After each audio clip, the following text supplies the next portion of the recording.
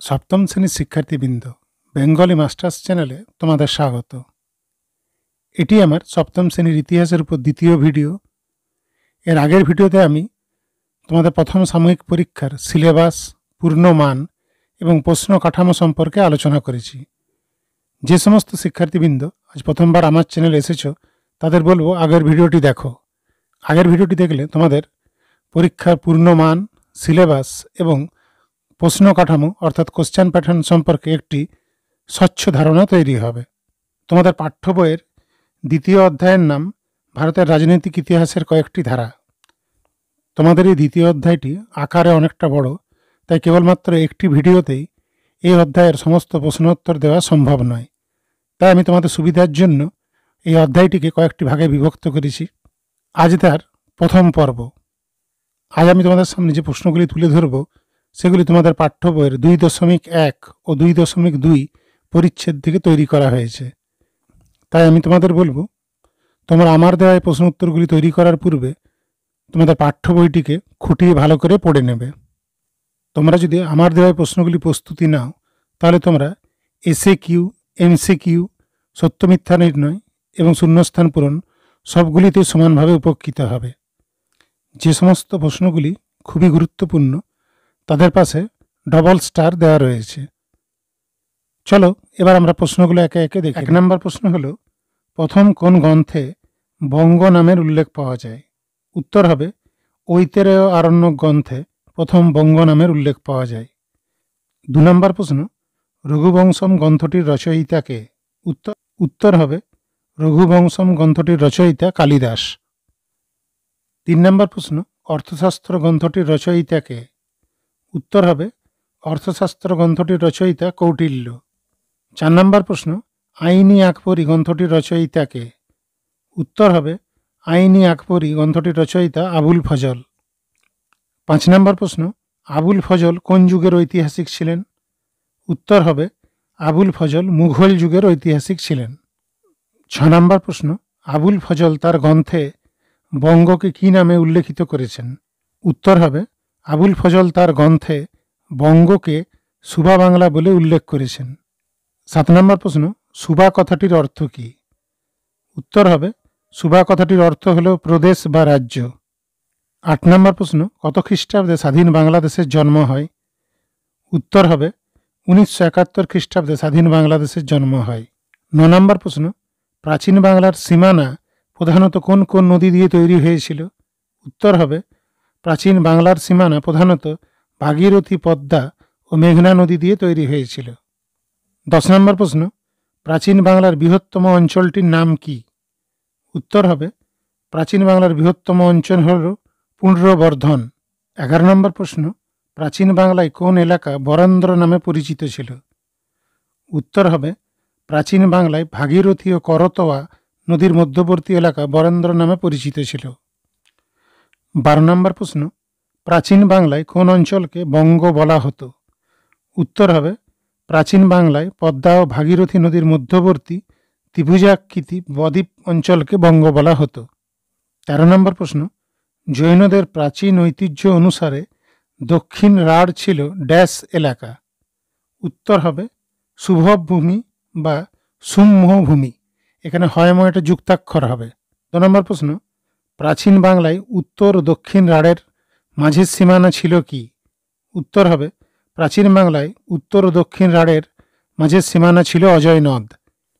15 নম্বর প্রশ্ন, প্রাচীন বাংলায় বঙ্গোপসাগরের নিকটবর্তী অঞ্চল কি নামে পরিচিত ছিল? উত্তর হবে প্রাচীন বাংলায় বঙ্গোপসাগরের নিকটবর্তী অঞ্চল দক্ষিণ রাঢ় নামে পরিচিত ছিল। 16 নম্বর প্রশ্ন, মহাভারতের গল্পে এবং কালিদাসের কাব্যে উল্লিখিত রাঢ় বাংলার একটি নদীর নাম লেখো। উত্তর হবে মহাভারতের গল্পে এবং কালিদাসের কাব্যে উল্লেখিত রাঢ় বাংলার একটি নদী হল কাঁসাই বা কংসাবতী। 17 নম্বর প্রশ্ন, প্রাচীন ও মধ্যযুগের বাংলার গুরুত্বপূর্ণ অঞ্চল ছিল কোনটি? উত্তর হবে প্রাচীন ও মধ্যযুগের বাংলার গুরুত্বপূর্ণ অঞ্চল ছিল গৌড়। 18 নম্বর প্রশ্ন, খ্রিস্টীয় 8ম ও 9ম শতকে গৌড় বলতে কাকে বোঝানো হতো? উত্তর হবে খ্রিস্টীয় 8ম 9ম শতকে গৌড় বলতে সমগ্র পাল সাম্রাজ্যকে বোঝানো হতো। 19 নম্বর প্রশ্ন, প্রাচীন বাংলায় মেঘনা নদীর পূর্ব দিকের এলাকা কী নামে পরিচিত ছিল? উত্তর হবে প্রাচীন বাংলায় মেঘনা নদীর পূর্ব দিকের এলাকা প্রাচীন সমতট নামে পরিচিত ছিল। 20 নম্বর প্রশ্ন, কাকে প্রাচীন ইতিহাসে বাংলার সীমান্তবর্তী এলাকা বলে ধরা হতো? উত্তর হবে সমতটকে প্রাচীন ইতিহাসে বাংলার সীমান্তবর্তী এলাকা বলে ধরা হতো। পরবর্তী প্রশ্ন, প্রাচীন যুগে কোন অঞ্চল হরিকেল নামে পরিচিত ছিল? উত্তর হবে বর্তমান বাংলাদেশের চট্টগ্রাম উপকূল অঞ্চল প্রাচীন যুগে হরিকেল নামে পরিচিত ছিল। পরবর্তী প্রশ্ন, বাংলার প্রথম স্বাধীন রাজা কে ছিলেন? উত্তর হবে বাংলার প্রথম স্বাধীন রাজা ছিলেন শশাঙ্ক। 23 নম্বর প্রশ্ন, শশাঙ্ক প্রথম জীবনে কি ছিলেন? উত্তর হবে শশাঙ্ক প্রথম জীবনে এক গুপ্ত সম্রাটের অধীনে মহাসামন্ত ছিলেন। 24 নম্বর প্রশ্ন, কোন শতকে শশাঙ্ক গৌড়ের রাজা হন? উত্তর হবে সপ্তম শতকে শশাঙ্ক গৌড়ের রাজা হন। 25 নম্বর প্রশ্ন, কত খ্রিস্টাব্দে শশাঙ্কের মৃত্যু হয়? উত্তর হবে 637-38 খ্রিস্টাব্দে শশাঙ্কের মৃত্যু হয়। 26 নম্বর প্রশ্ন, শশাঙ্কের রাজধানীর নাম কি? অথবা প্রশ্নটি অন্যভাবেও আসতে পারে, গৌড়ের রাজধানীর নাম কি? উত্তর হবে শশাঙ্কের রাজধানীর নাম কর্ণসুবর্ণ।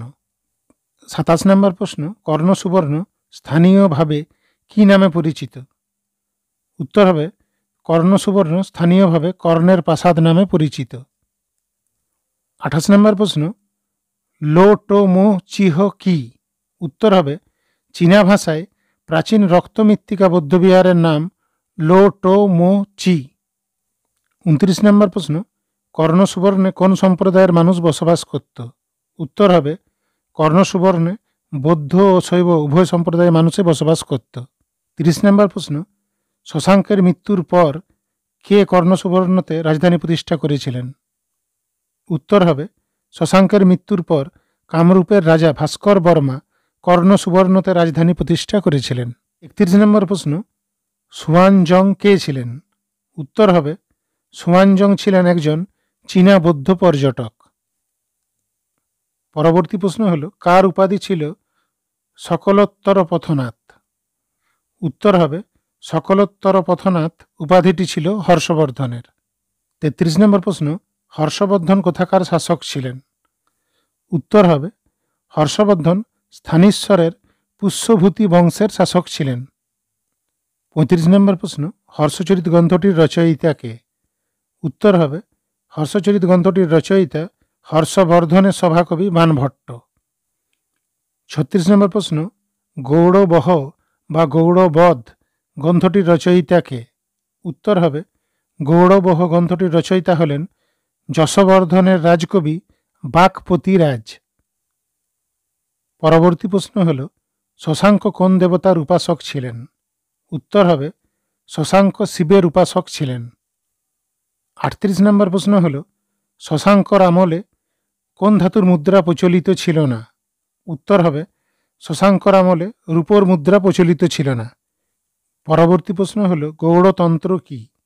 উত্তর হবে শশাঙ্কের শাসনকালে গৌড়ে যে প্রশাসনিক ব্যবস্থা গড়ে উঠেছিল তাকে গৌড়তন্ত্র বলে। 40 নম্বর প্রশ্ন হল, স্থানীয় প্রধানরা শশাঙ্কের আমলে কি নামে পরিচিত ছিল? উত্তর হবে স্থানীয় প্রধানরা শশাঙ্কের আমলে মহত্তর নামে পরিচিত ছিল। 41 নম্বর প্রশ্ন হল, বাংলায় কবে মাৎস্যন্যায় যুগ শুরু হয়েছিল? উত্তর হবে খ্রিস্টীয় 7ম শতকের মধ্যভাগে বাংলায় মাৎস্যন্যায় যুগ শুরু হয়েছিল। পরবর্তী প্রশ্ন হল, কোন সময়কালকে মাৎস্যন্যায়ের যুগ বলা হয়? উত্তর হবে 7ম শতাব্দীর মধ্যভাগ থেকে 8ম শতকের মধ্যভাগ পর্যন্ত বাংলার বিশৃঙ্খলাময় সময়কালকে মাৎস্যন্যায়ের যুগ বলা হয়। আমার আজকের শেষ প্রশ্ন হল, বাংলায় জনগণের দ্বারা নির্বাচিত প্রথম রাজা ছিলেন কে? এই প্রশ্নটি অন্যভাবেও আসতে পারে, বাংলায় পাল বংশের প্রতিষ্ঠাতা কাকে বলা হয়? আবার এভাবেও আসতে পারে, মাৎস্যন্যায় যুগের পর বাংলায় কে রাজা নির্বাচিত হন?